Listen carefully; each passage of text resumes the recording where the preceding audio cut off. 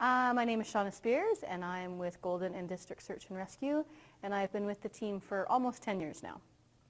So, my name's Kyle. I volunteer with the BC Search and Rescue Association as a director. I also volunteer with my local SARA team. I've been doing this since I was 16 years old. My name is James McKenzie. I've been with Castlegar Search and Rescue for 8 years.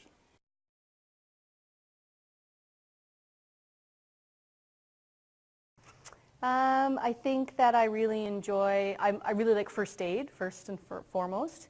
I like search management, I guess. I was really attracted to the management side of it.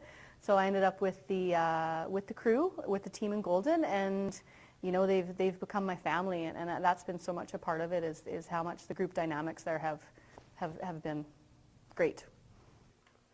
I've always been outside through scouting, through my family being outside, and I just thought that I should probably start giving back at some point, because if I keep up this lifestyle of being outside, I just might end up needing the volunteer search and rescue teams to come and find me.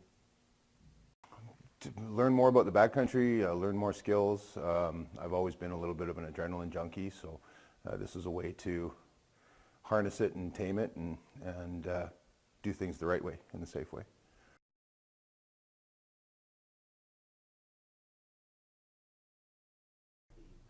The funniest moment that I've come across. Wow, we've definitely, I would have to say that it's situations that people get themselves into on the whole. Just they get in over their head. I'm trying to think about a specific one.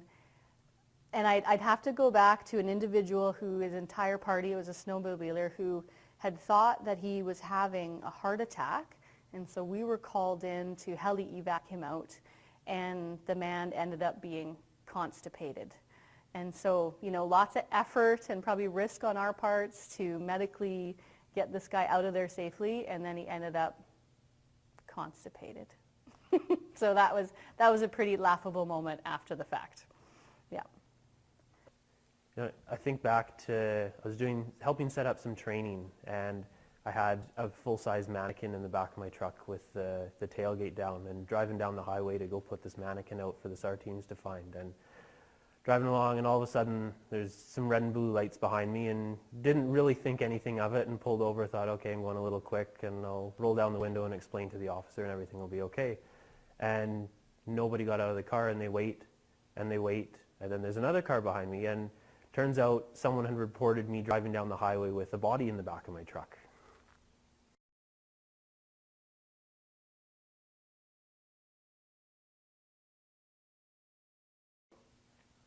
So I think my most memorable SAR experience has to be, as a SAR manager, getting to tell the family that their loved one has been found alive and well.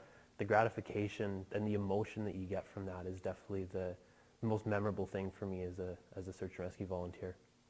I think I have several, but I think in Golden we have, you know, we obviously have a very big recreational population, even amongst our friends and not just people who come in from other communities. So a number of years ago, people that I knew quite well were involved in a pretty significant avalanche, and I had to heli evac them out. I was part of the initial response team, and then I was part of I was in the 212 with 2 injured individuals, and they're quite seriously injured. And I remember being with these 2 individuals, and once we hit cell contact, I remember making contact with their wives, and I know them and their wives quite well.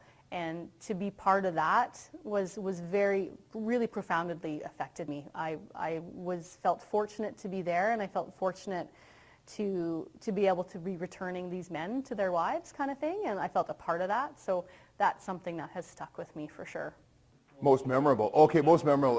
There was a call for a missing 3-year-old boy in Premier Lakes in the summer, and we got called out with all of our water gear.